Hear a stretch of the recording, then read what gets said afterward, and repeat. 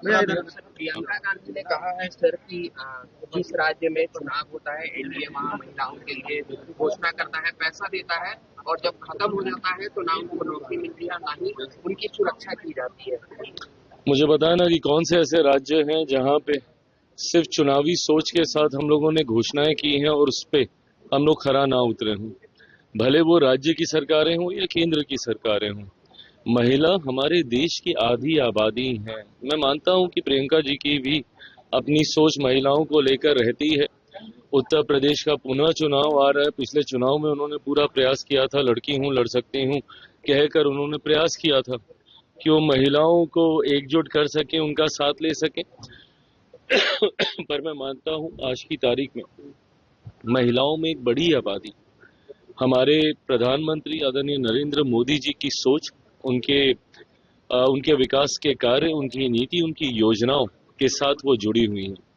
आज की तारीख में हमारी सरकार है जिसने कई महत्वपूर्ण योजनाओं में महिलाओं को प्राथमिकता देने की बात कही। कई योजनाओं पे उनके नाम पर निवेश करवाए गए।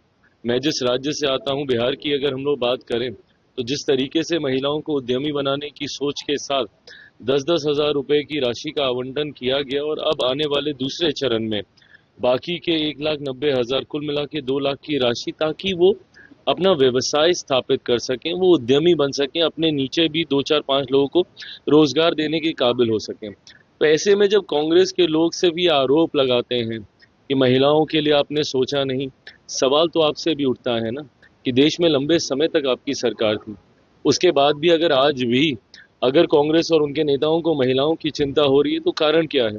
आप ही की पार्टी के आप ही के पार्टी से आने वाली एक महिला प्रधानमंत्री भी देश में थी। उसके बाद भी अगर आज भी महिलाओं की हालात को लेकर, उनकी व्यवस्था को लेकर केंद्र सरकार, राज्य सरकारों को चिंता करने की जरूरत पड़ती है, तो ऐसे में आपका योगदान कहाँ गया? हमसे सवाल पूछिए जरूर, पर हमारे सवाल हमारे कार्यों में दिखते भी हैं उनके जवाब। हम लोगों ने एक एक योजनाओं में महिलाओं को प्राथमिकता देकर अपने वादों को पूरा किया है।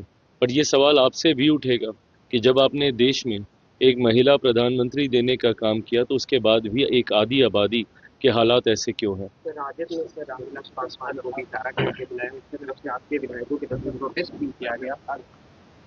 देखिए, मैं ये मानता हूँ कि जो व्यक्ति इस जीवन में नहीं है, मैं भाषा की मर्यादा का मैं हमेशा से मैं पक्षधर रहा हूँ और मैंने हमेशा कहा है कि आप कड़े से कड़ा विरोध भी आप मर्यादित शब्दों में रहकर आप कर सकते हैं। भारतीय भाषाओं की खूबसूरती यही है, हमारा शब्दकोश इतना खूबसूरत है कि आप कड़े से कड़ा प्रहार भी आप मर्यादित शब्दों का इस्तेमाल करके आप कर सकते हैं।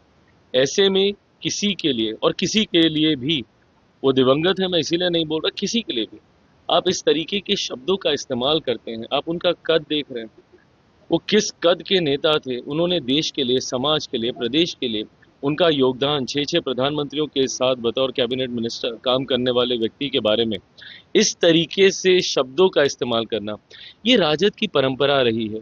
दूसरों को अपमानित करना, महिलाओं को अपमानित करना। लोकसभा चुनाव से पहले जिस तरीके से मेरी माँ, मेरी बहन को गालियां दी गई थी, उस वक्त भी तो इन्हीं के ही पार्टी के नेता कार्यकर्ता थे ना।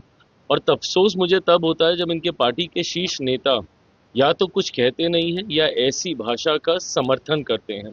ये वही उत्पादी मानसिकता है जिसके विरोध में बिहार की जनता आज इनके साथ नहीं खड़ी। जिस तरीके से परिणाम आए वो इसीलिए आए, और ये उसी मानसिकता का परिचय है जिसको हम लोग जंगल राज कहते हैं।